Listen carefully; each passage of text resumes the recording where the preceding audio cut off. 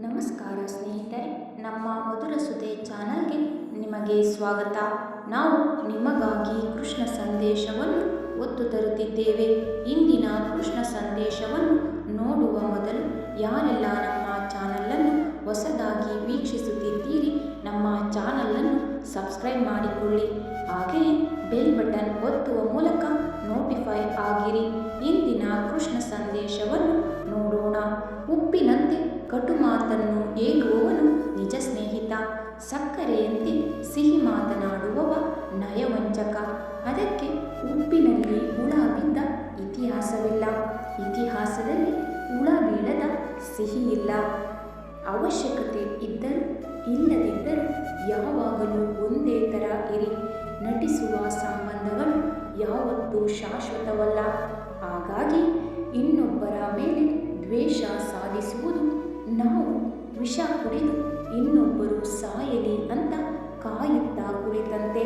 ಹಾಗಾಗಿ ದ್ವೇಷ ಸಾಧಿಸುವುದು ಒಳ್ಳೆಯದಲ್ಲ. ಮನಸ್ಸಿನಲ್ಲಿ ಕೊಳಕು ತುಂಬಿಕೊಂಡು ಹೊರಗಡೆ ಚಿನ್ನದಂತೆ ಹೊಳೆಯುವ ಬದಲು ಒಳಗಡೆ ಜೇನಿನಂತೆ ಸಿಹಿ ತುಂಬಿಕೊಂಡು ಹೊರಗಡೆ ಮಣ್ಣಿನ ಮಡಕೆಯಂತೆ ಇದ್ದರೂ ಪರವಾಗಿಲ್ಲ. ಹೊಳೆಯುವುದು ಮುಖ್ಯವಲ್ಲ, ಒಳ್ಳೆಯ ಮನಸ್ಸು ಇರುವುದು ಅತಿ ಮುಖ್ಯ. ಚುಚ್ಚಿ ಮಾತನಾಡಿ ನಮ್ಮ ಮನಸ್ಸನ್ನು ನೋಯಿಸುವವರಿಗೆ ನಮ್ಮ ಮೌನವೇ ಉತ್ತರವಾಗಬೇಕು. ಯಾಕೆಂದರೆ ಅವರಿಗೆ ನಮಗಿಂತ ಒಳ್ಳೆಯ ಉತ್ತರವನ್ನು ಕಾಲವೇ ಕೊಡುತ್ತದೆ. ಕಾದು ನೋಡಬೇಕಷ್ಟೆ. ಕೆಲವೊಂದು ಸಲ ನಮ್ಮ ತಪ್ಪು ಇಲ್ಲದಿದ್ದರೂ ರಾಜಿಯಾಗಿ ಬಿಡುತ್ತೇವೆ. ಹಾಗಂತ ಅದು ನಮ್ಮ ಬಲಹೀನತೆಯಲ್ಲ. ನಾವು ನಮ್ಮ ಅಹಂ ಅನ್ನು ಬಿಟ್ಟು ನಮ್ಮ ನಡುವಿನ ಸಂಬಂಧಕ್ಕೆ ನೀಡುವ ಅತ್ಯಮೂಲ್ಯವಾದ ಬೆಲೆ ಎಂದು ತಿಳಿದುಕೊಳ್ಳಬೇಕು. ಒಂದು ಸಂಬಂಧ ಉಳಿಸಿಕೊಳ್ಳಲು ಎಷ್ಟು ಸಾರಿ ಬೇಕಾದರೂ ಸೋಲಬಹುದು.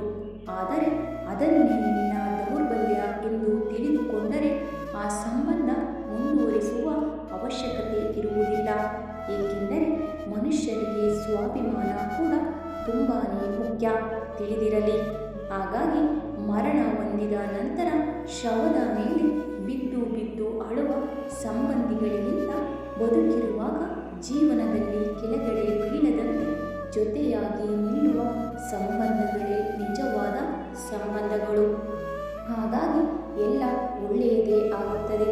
ನಮ್ಮ ಯೋಚನೆಗಳು ಒಳ್ಳೆಯದಾಗಿರಬೇಕಷ್ಟೇ. ಭಗವಂತ ಜೊತೆಗಿದ್ದಾನೆ. ಧನ್ಯವಾದಗಳು. ನಮ್ಮ ಪ್ರಯತ್ನ ನಿಮಗೆ ಇಷ್ಟವಾಗಿದ್ದಲ್ಲಿ ನಮ್ಮ ವಿಡಿಯೋಗೆ ಒಂದು ಲೈಕ್ ನೀಡಿ. ಹಾಗೆಯೇ ನಮ್ಮ ಚಾನಲನ್ನು ಸಬ್ಸ್ಕ್ರೈಬ್ ಮಾಡಿಕೊಳ್ಳಿ. ಇನ್ನು ಹೆಚ್ಚಿನ ವಿಡಿಯೋಗಳಿಗಾಗಿ ನಿಮ್ಮ ಅನಿಸಿಕೆ ಅಭಿಪ್ರಾಯಗಳನ್ನು ಕಮೆಂಟ್ ಮೂಲಕ ತಿಳಿಸಿ. ಧನ್ಯವಾದಗಳು.